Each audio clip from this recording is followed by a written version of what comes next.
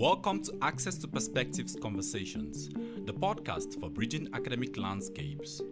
At Access to Perspectives, we provide novel insights into the communication and management of research. Our goal is to equip researchers around the world with the skills and enthusiasm they need to pursue a successful career.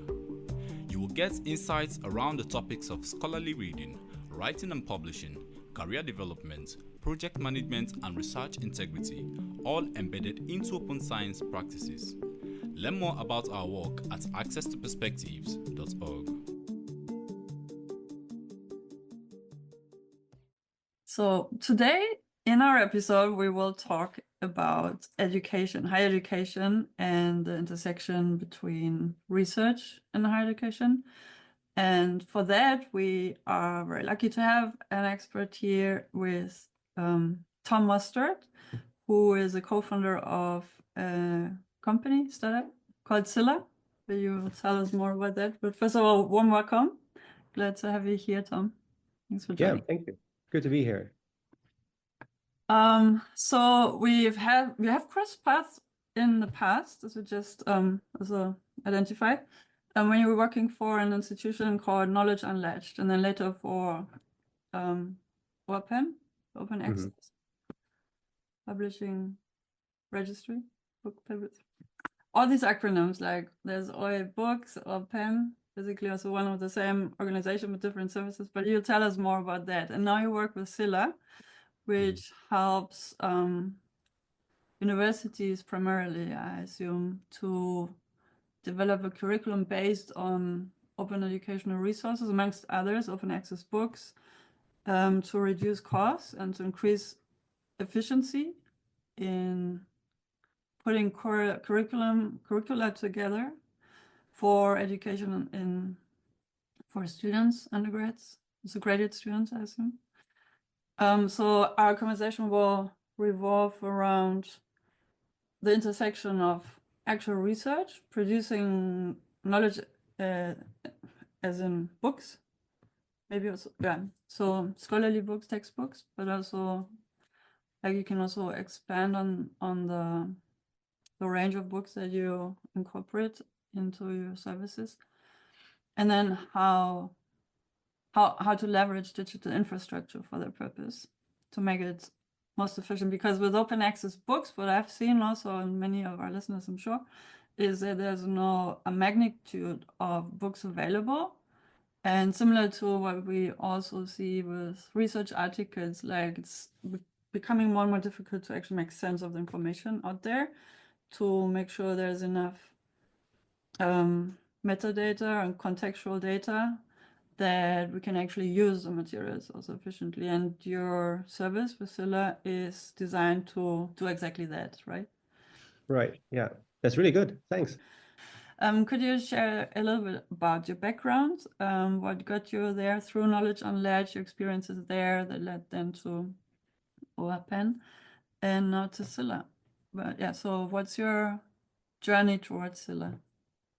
Yeah, sure. It's has been a little journey. So, but I basically kind of entered into this space a little bit by accident, and I transitioned straight from the university into the realm of open access. So I am completely unfamiliar with anything before open access. I'm of course aware that not everything today is openly available, but it has really been kind of my starting point in always working on making knowledge openly available, whether that was at Knowledge Unlatched or at OAPEN. What's your discipline background? What did you study? Business. So not an academic either. Far from it, I would say. But yeah, I joined initially Knowledge Unlatched a bit, by straight from the university. And kind of from there, I got in touch with open access publishing, the concept. And of course, I've had kind of some understanding of open, and you come across open materials, whether it's research or other materials when you're studying or generally on the internet. But this was, of course, a bit more formal kind of the formal engine behind it, how that knowledge is produced and shared and distributed. And yeah, that has been, I think, really interesting from the beginning. And I found it really interesting to better understand how that works. And also, I guess, why that wasn't the dominant model or way to work generally. Because from the outside, especially when I joined and when speaking to people who are not kind of in the publishing world, they say it's kind of, yeah, so obvious to them that this information is publicly available, that you can access research, that you can use it, that you can read it. And then they always ask the questions, but why is that not the case? And then you get into a very detailed discussion on how the whole machinery works. Yeah, but doesn't it eventually always come back to the reason of, I mean, the work that's involved in producing a research article or a textbook? Well, it takes work, and that's a human resource which needs compensation. And then the technology is also not to underestimate, because if a university produces a textbook under their own existing infrastructure is another thing, as if you turn to a corporate publisher which needs to make sure they get the costs covered through selling then the product, which is the book. And then you quickly have a significant amount that needs to be compensated for, and also the surplus to allow the service to expand and evolve. But yeah, and then the question is how much surplus is reasonable, and that's where we find fluctuations in pricing. But I think the financial debate is important, but it also easily derails us from our core topic we want to talk about. But maybe we keep that in the back of our heads, and where we see if it can share a few experiences. Yeah, sure. No, I think it's definitely a key topic, there. And of course, there is a cost to all the work that needs to be recovered. But yeah, I'm just maybe it's a bit naive or optimistic. I'm a big believer that that can still be the case in a context where the results are openly available. But sure, we can dive deeper into that in a bit. Yeah. Yeah, and you've seen some examples. So the question is, are these examples scalable and adaptable to different contexts? And that's non-writing experimentation, I think. But so the good news is it works to some extent, because we have open access books and open educational resources at large. It's a thing that we can tap into. So yeah, but let's go on with your journey. Right. Yeah. So that's kind of my how I got kind of started. And yeah, having worked both at Knowledge Unlatched, which was based in Berlin, spent 2 to 3 years there. It was really interesting to kind of see how to bring the different stakeholders together, publishers, together with the libraries, and to really see, okay, how could we make this work? We're kind of working towards the same aim, but what is then indeed the price to be paid? Who should pay what? How does that end up? What about the license? How open is the material? And who was really willing to kind of progress that work? And there, I think you could see a lot of differences in disciplinary areas, but also a real need to push this idea forward, because when we're talking about open access, or when we talk about scholarly books like monographs, edited volumes, these are often not these are important scholarly works for various disciplines, but it was also widely known that the sales for these books and kind of the existing commercial model was also not always very successful. And here in this case, well, if the current system isn't fully working, there might be better appetite and background for making a transition to something new, which also includes open. So I think that was very interesting. Learned a lot there from libraries, publishers, and how to kind of balance between those two and find common ground to move forward. And yeah, from that, working with the OAPEN Foundation, the OAPEN Library after that, who also runs the directory of open access books. So two really important open infrastructures for scholarly books. That was also a very interesting experience, much more about the discovery of these books once they are available under an open license. How do you make these discoverable beyond just putting a PDF on the internet? There's so much more happening after that. And how can people find this directly? How can they find this through other sources? How does that material end up in Google Scholar or other services? And I think that has been really interesting to see how that really requires also other parties and kind of the system and the culture to change to enable that. So maybe just for context, can we go one step back in the sense of Knowledge Unlatched is helping institutions to bring the materials open access and also sensitizing the community of that possibility, or to basically also help bridge the funding gap, right? In order to make open access books a reality. Yeah. So when I was there and still today, Knowledge Unlatched is really trying to help bring together the different stakeholders to make open access work, mainly for scholarly books, but also journals.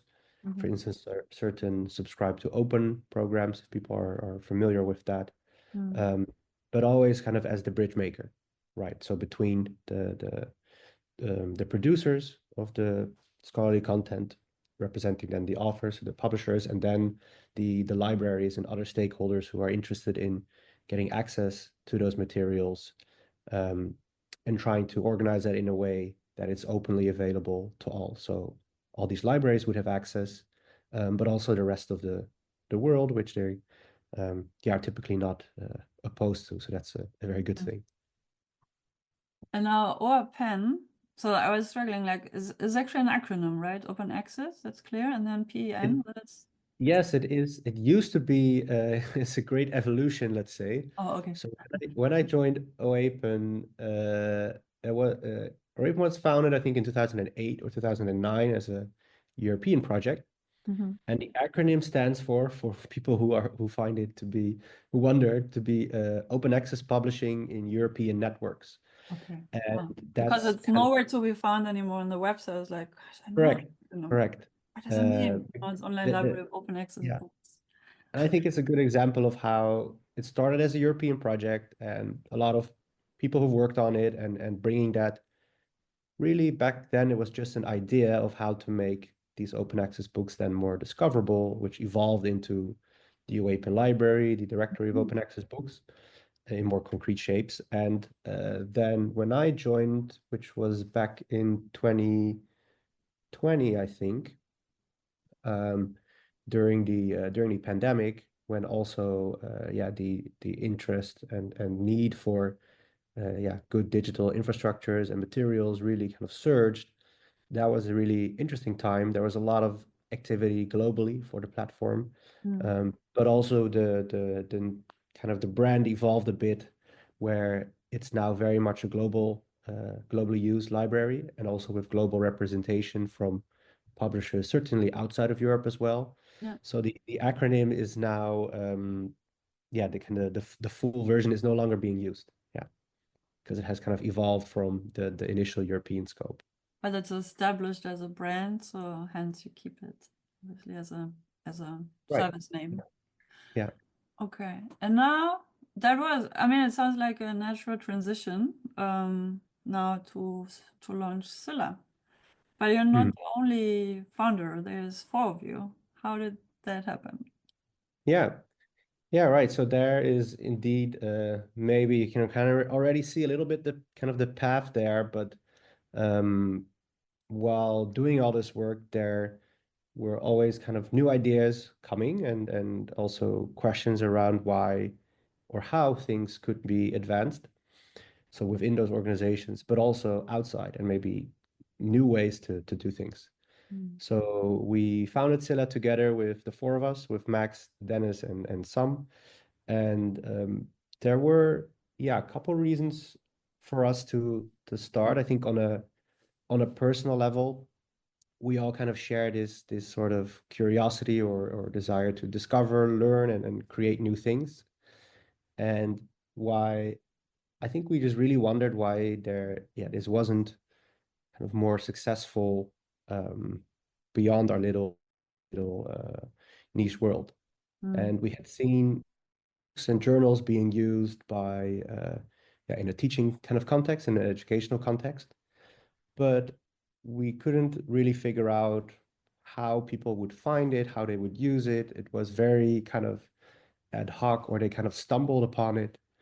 And that kind of led us to dig a little bit deeper. And then we found, by speaking to students, to faculty members, to scholars, that there was kind of a gap there where there is educational use for these materials.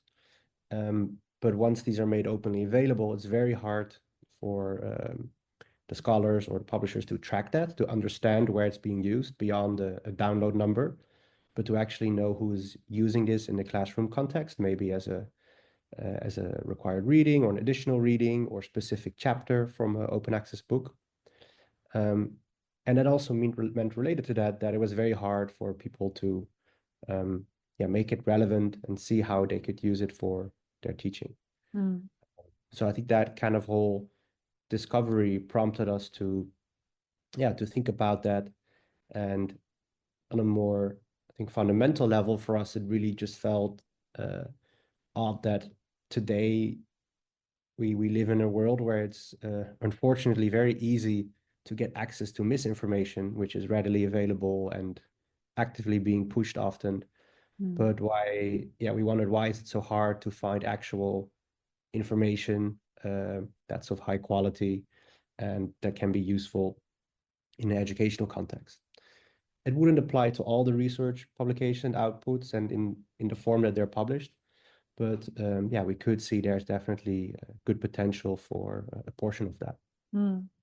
Just quickly, another step back. Sorry for, I mean, not sorry, but because maybe it was certainly interesting for me and maybe also for some out there. So you were friends before coming together under Sylla.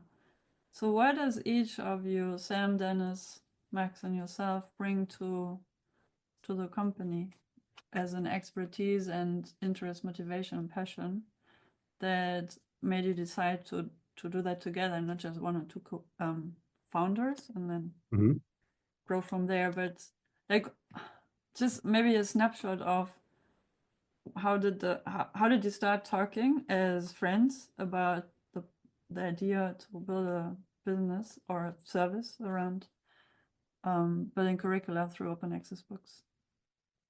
Yeah, I think it's so in that context, I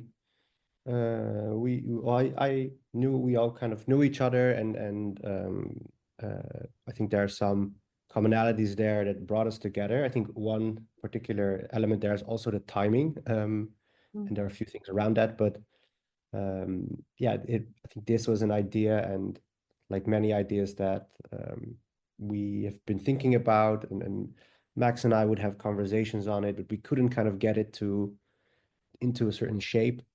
And then we thought, well, who else might be kind of interested in this topic, and who could we speak to? And then we kind of brought together also Sam, who has entrepreneurial experience from before and a very different perspective, which we thought could be very helpful. And Dennis as well, who has more of a technical view also on how whether some of these crazy ideas are actually viable in a technical sense.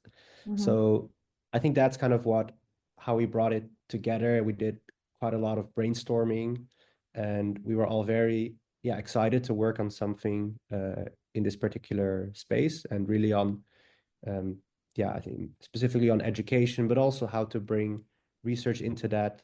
And it kind of it kind of naturally kind of evolved, and we kind of see how we could all play a role there. And I think when when ChatGPT was launched in 2022, that was for us kind of a missing piece in the puzzle that helped us to kind of put it all together.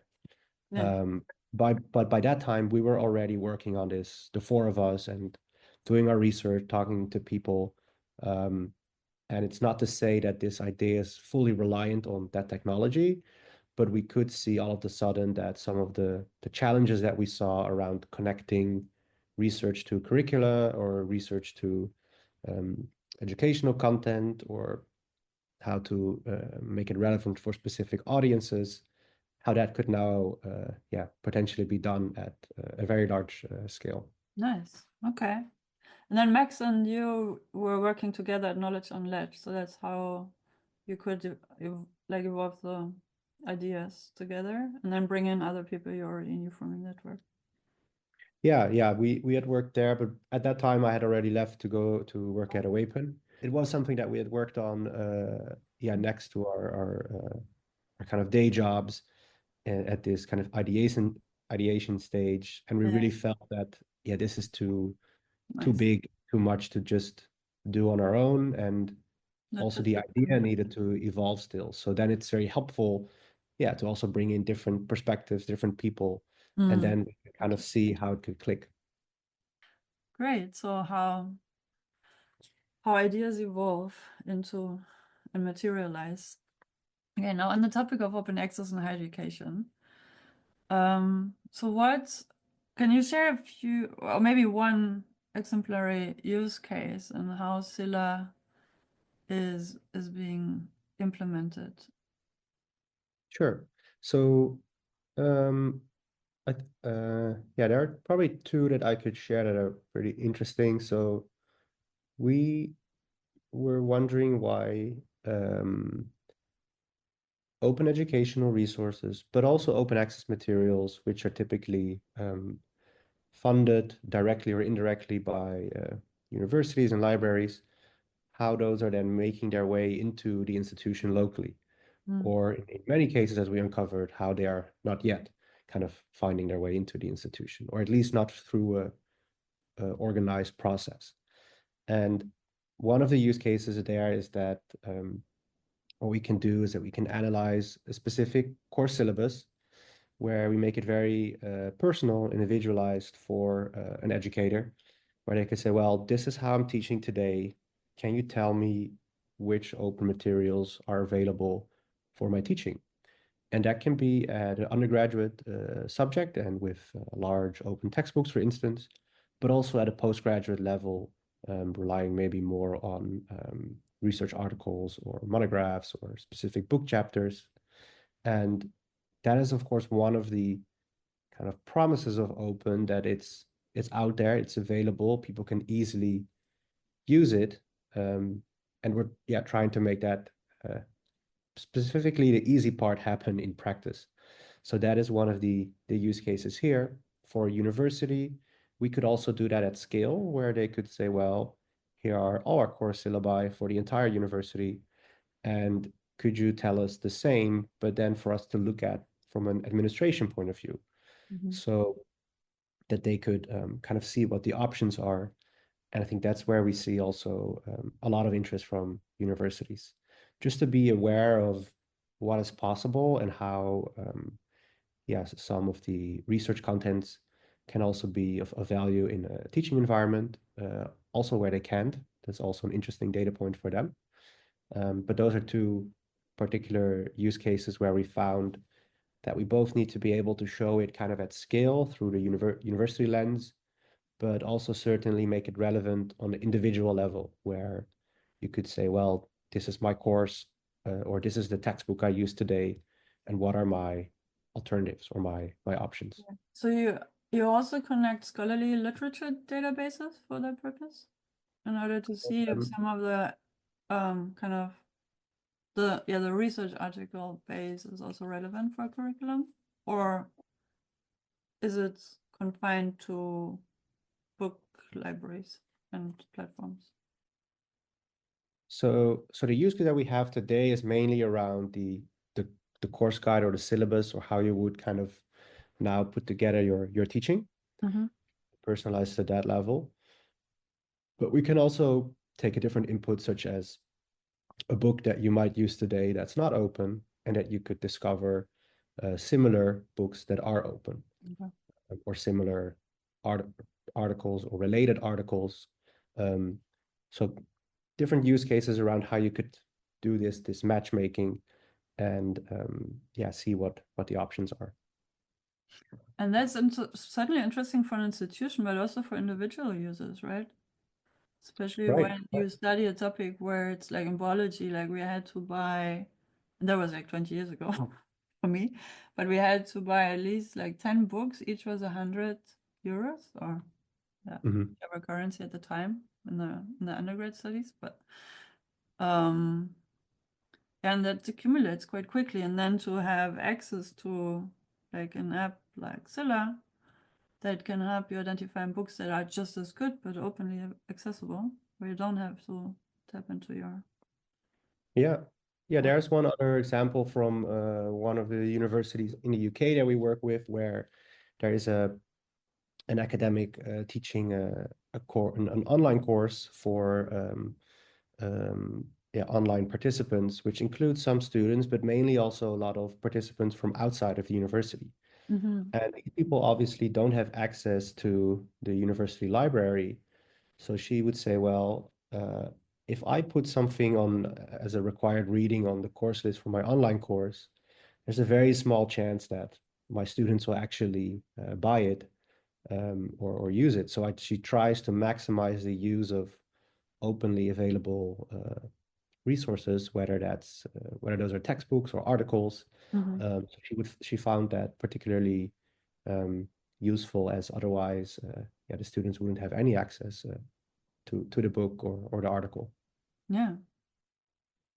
And that's technically, so we're still talking about books that are digitally available, but that are confined to the university campus due to the license agreements with the respective publishers. Is that the barrier for people who are not registered at that very institution? Yes. So those are, and they might be able to purchase those books individually, or but they cannot get access through the library because they're not an official student in the university. So they don't even know what to look for. And if you would, like you just mentioned, if you would purchase that individually, and if there are maybe several readings and different chapters you use, or different resources, then it can easily pile up, and that can be, I think, quite a barrier, I think, for many. Okay. Now that you provide the service, are there remaining challenges that you're currently trying to fix or hope to fix in the near future? Or is it okay? It's a critical, sensitive question to ask, but because let's appreciate what the service already delivers is a lot, but just to, or maybe in other words, like, what's your next step, and like, or what are you currently working on and adding to your list of services and functionalities? Yeah, I think there are. So we're a relatively young organization still, and it's evolving. I think we are at a point where we see there is sufficient interest from universities and educators to move ahead with this, also in different countries and regions. So I think that's very helpful. It also means that we really, I think that's where they see the value, need to be able to deliver it at scale. So at that scale for a full university, where it might be that there aren't options for all the specific subjects and courses, but there certainly would be enough to start with, and also to see what kind of gaps are there, and for them to see how they could be addressed. So I think one of the key things for us for this year will be about delivering on it at scale, and having that picture and making it very useful to the universities and the educators, but also ensuring that it remains relevant to the individual educator or the individual topic or course, where it can be very easy, I think, to lose sight of of that as you try to make systems bigger or add more content or kind of enlarge in them. Yeah. Maybe some background information, whatever you're comfortable to share, but in your assessment towards Sylla, do you think that is there a way you can also have a hybrid approach in providing the materials? Maybe through something like Subscribe to Open, where also traditional publishers who don't have a setup for being able to provide the books for free, but are willing to test to make them available or do you also include traditionally sold books, like traditional textbooks that are not open access, through your, so is this basically a gateway where both the publishers sort of can increase their readership, but then provide the books at a reduced fee and thus make it more affordable for the institution to provide the content to their audience? Or are you solely looking at open access books? I'm asking that because the whole open access debate, as you know, is a bit out of well, it's big. It's a huge debate already for journals and on the book publishing. What I've heard, I'm not following very closely, but like to produce a book, I mean, obviously also for the content producer, for the researchers, takes so much effort, often several years in the making. And then the question is, should the university compensate for that alone, or especially if it's an independent researcher who doesn't have coverage, they need the revenue from the sale. Okay, where are we going with this? So, but now that you've also studied the publishing industry for scholarly books and textbooks over the years in a different capacity, do you see a scenario where both can coexist in a way, maybe also through Sylla, or is Sylla targeted for open access contents for the purpose of reducing costs to the necessary minimum for an institution? Yeah, it's a great question. It's a bit of it's one that we have also asked ourselves. We still ask ourselves quite regularly, and also the parties that we work with, the libraries and the educators, and where I think where we are now is that we see that there is generally a lot of interest to do more with what is openly available. And that's why what we're very motivated on to work on, to help to make sure that what is openly out there can really be put to use where it has a relevant value. But we also have heard that and we know a bit from the analysis that there isn't enough open content out there to cover everything and to cover anything. And there has been some interest from a number of universities and educators also to use, for instance, library licensed materials, where these materials are still free from the point of the student, because they've been paid for by the library. And the library has kind of determined that these are resources they're willing to provide for the price they have paid for them. So that is a bit of an open area and a door we wouldn't necessarily close for now, but we would very much like to start and do as much as we can with open and kind of have an open first approach. Yeah. But then we'll also have to see with the different stakeholders what could work also for different disciplines, and also how that will be sustained. I think that's one of the key challenges that we see, maybe not necessarily for ourselves, but it's great to use what's openly out there today, but what are the incentives and the programs for creating or filling some of the gaps that aren't there, or keeping those materials up to date?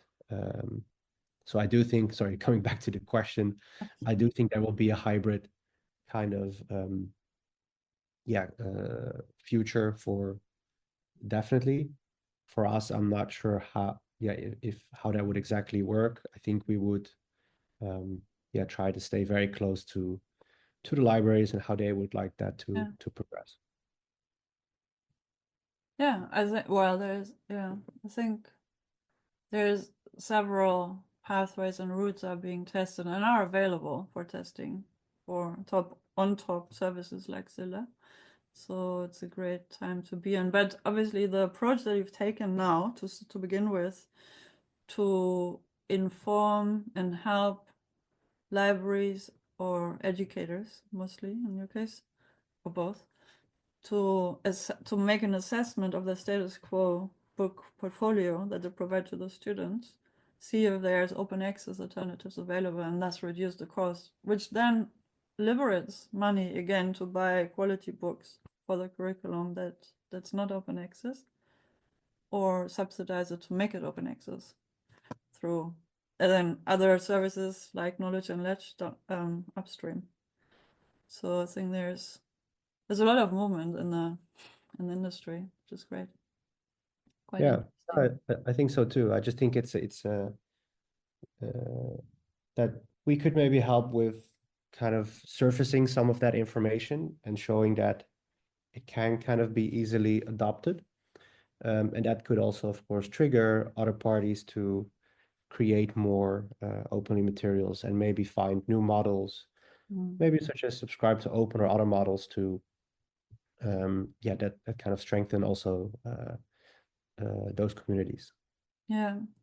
And I feel it always comes down to what you have actually put at the core of your service idea, is to look at efficiency, not referencing some new department at a certain, well, US American new Right, government. But I mean, efficiency is key, especially when it comes to scholarly services, which are increasingly globally, I mean, have a global reach. And talking about inclusivity, like our next topic. So how can we make knowledge that's available through scholarship, through research, available to education in a globally inclusive manner? And in the journal publishing or research article publishing component, where I mostly come from, what I'm kind of closely observed through my work, it comes down to the expensive part is the infrastructure. And if we streamline infrastructure, even like, it doesn't matter if it's self-hosted, open source, or proprietary and delivered, but it's expensive. And then if we streamline and centralize it to a reasonable manner, I mean, not to centralize and then monopolize on it, but in the sense of making it efficient, but community owned. I think a similar approach is now also piloted by you and probably a few other services, to also leverage on AI, as you've shared, and to use technology for the sake of making knowledge available to all eventually, but many more along the way. And not only the technology to store the materials on, but also to source from, like you said, like, instead of having to buy a whole book, what if we can now, through content scraping, identify the chapter that is key for that very specific curriculum at a certain research field and at one university and not the other. So that makes it like that. In that sense, we need technology to be as efficient as can be in sourcing from the available information. And now with open access, we have quite a lot. And the closed access can then also serve to complement the missing parts. Or the other way around, where you need closed access books, but then, yeah, then you can substitute or compensate information. And like the example that you shared with the license agreements, there might still be, and that's an opportunity now for the educators to look into, okay, how can we, if we have students who are not at our institution, how can we design the curriculum in such a way that information the students can get from the course and for a course to succeed in, also in open access materials. Anyways, yeah. think it's a transition and either way, but the possibilities are quite convincing. Yeah, no, I think so too. And I think there's still, I think, a lot to do, particularly around the global inclusivity. But I do think that one of the things that we have seen from our conversations that, and there are certainly a good number of challenges still around AI and some of the implications around it, but also that certain technological costs have become lower, and to build certain infrastructure and to maintain it. There's still a cost to it, certainly, but maybe that cost isn't still always the same for everything. And I would expect that you can be quite creative around how you build some of these infrastructures, which also make it amenable for more people to join without having to put a very expensive price tag on it. And I'm very curious to see how that will develop. Certain initiatives around Diamond Open Access, for instance, that I think are also keeping that typically more in mind, where when you talk about open access publishing, that the costs are not pushed from the buyer to the producer, to the author, but rather covered in a different way, which also I think could enable inclusivity much more in the end, as the author doesn't have to pay a specific bill in order to publish their article or their book. Yeah. Where there is still a cost, but that would be covered by another mechanism. Just a very practical question. So as a digital service, connectivity is a prerequisite, let's assume, but is there a way? So Sylla is not really an app, right? It's an online service. But then I'm wondering, as you work closely with the library, is there a way to create a collection of recommended books through the service? And of course, and then you can use it offline. So I'm looking into how can a university with unstable connectivity work with you? Yeah, that is a good question, actually. So we are not kind of a consumer app that you would use on your phone or that a student would use. We've kind of deliberately gone for a position where we work typically first with the university and the library to understand how we can help in the larger scheme of things, but then also how to help with making it easy to distill that information also in a very practical way to individual educators who are very time constrained, who are juggling a number of jobs, and who don't want to look at 1,000 options. They would rather just look at three very good ones, to be specific, and not, they don't have the time to do all that much. So that's, I think, one of the things there. And there we see it's very important to make sure that we can connect to other systems that they have. And for us, we would have done a good job if at the end of the day, we can surface these options, the selections can be made, and they can be taken out of our system. And then they would go to another environment that could be a virtual learning environment, learning management software, another app whatsoever, where they could then do the teaching. Or they could, of course, simply just use the materials they found. These are then openly available. They can locally download them and put them to use. So it's a one-off service, and then so it's not a continuous. I mean, can go over a couple of weeks to establish, to make the assessment and the recommendations, but then you're out again once they identify their alternatives and their. Or do you envision long-term relationships with institutions? So with institutions, I would say yes now, because they have a very broad range of courses and topics that they teach, and they need to refresh their courses. There are new publications coming, and how to kind of bring that into the institution if it's relevant. But for the individual educator, it's a pretty light touch approach for now, where they come in. Ideally, they don't spend too much time because they don't have that much time. They can make their selections, make the switch. For the future, we would imagine that if that is a smooth process, they could do that maybe more frequently, before starting a new term, see if there are new materials to add, and also possibly helping them with the ancillaries around it, such as the exercises or the slides, kind of helping to keep it up to date in a way that it doesn't take them too much time, which is now often the case. So if we would talk to an educator and ask them, why don't we try to transform your course or change your course, it's almost a conversation breaker to begin with, but that's because now there isn't kind of a logical way to do that for them. Mm-hmm. Gotcha. Okay. So we've already touched on a few scenarios, what's out there in the future, but to conclude, would you have any kind of vision for the next 2-3 years beyond Sylla, or focusing on Sylla? I leave that up to you. So what's your, where will Sylla be in 3 years, or how do you envision the broader higher education based on open access resources landscape?